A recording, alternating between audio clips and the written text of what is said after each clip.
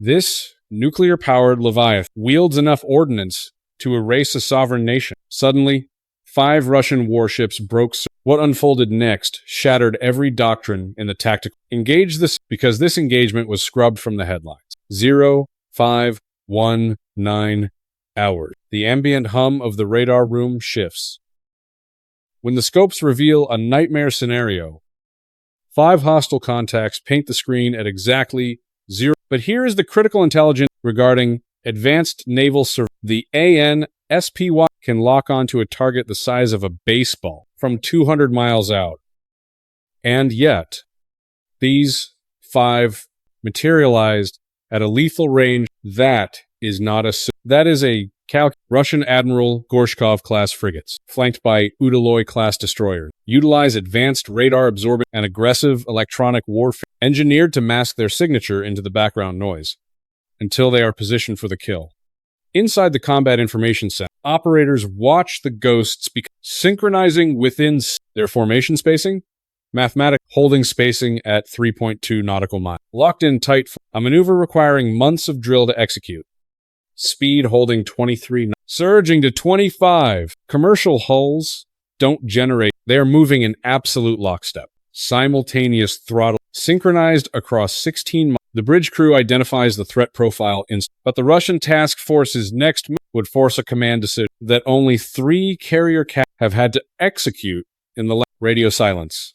0 response. The silence is the loudest signal on the spectrum. Protocol mandates any warship inside the 12-mile limit must acknowledge bridge to bridge. George Washington broadcasting on Channel 16. International distress and calling frequency. The Global Guard channel. Everyone hears English first. Crisp. Professional. Then Russian. High level via a specialist stationed on the bridge for this. Static.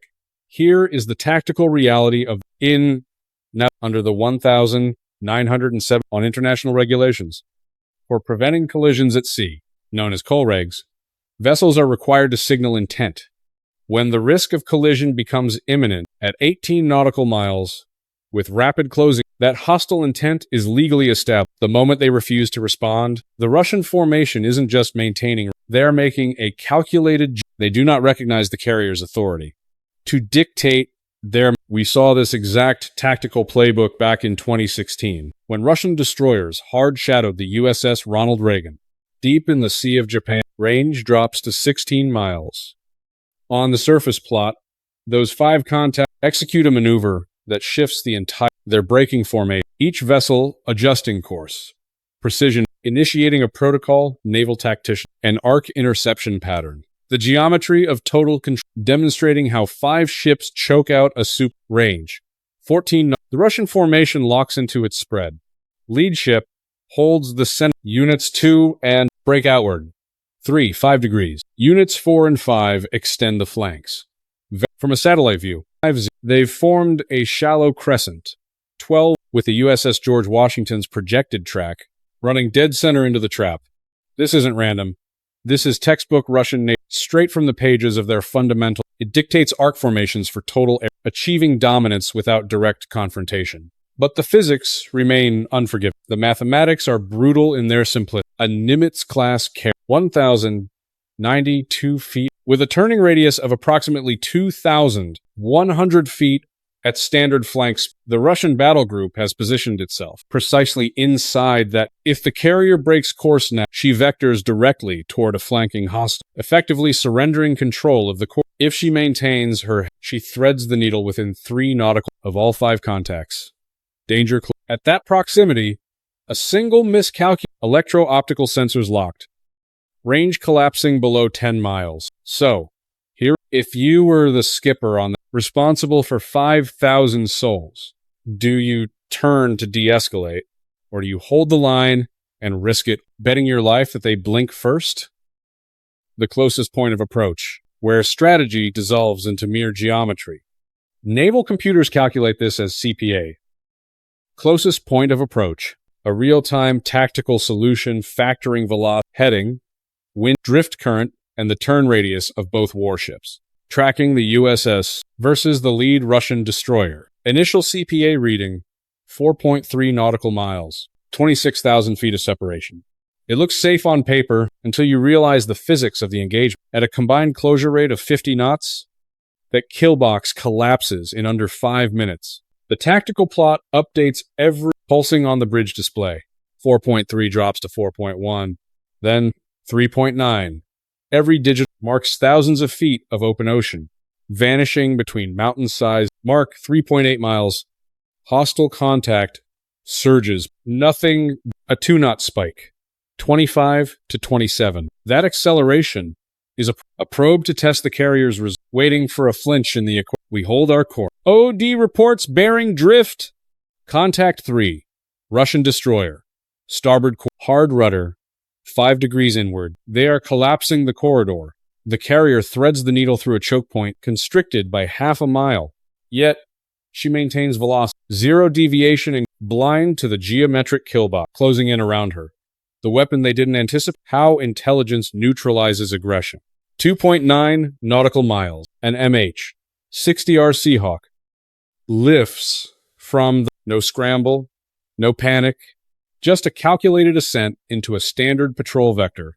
But here is the tactical shift that rewrites the entire engagement. Locked under the fuselage is the AAS, capable of dissecting heat signals from 15 miles out. Every Russian hull is now being logged. Thermal imaging exposing power output, throttle settings, and confirming energized weapon battery. Via heat balloon, the bird also deploys the ANAL down by E. Electronic Support Measures Suite, mapping every radar spike, radio frequency, and data link chatter within a 50-mile radius. This isn't mere surveillance. Every frame of intel seized by that is hardlined straight into the black box.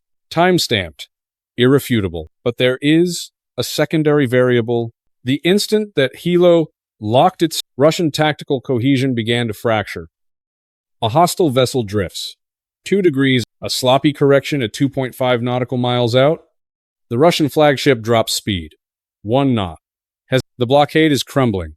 Not by kinetic force, but because the carrier projected a deterrent far deadlier than the doctrine of absolute restraint. Why hold fast was the only option on the board. It is a foundational axiom, the resolute bearing. You maintain your vector, absolute, regardless of pressure.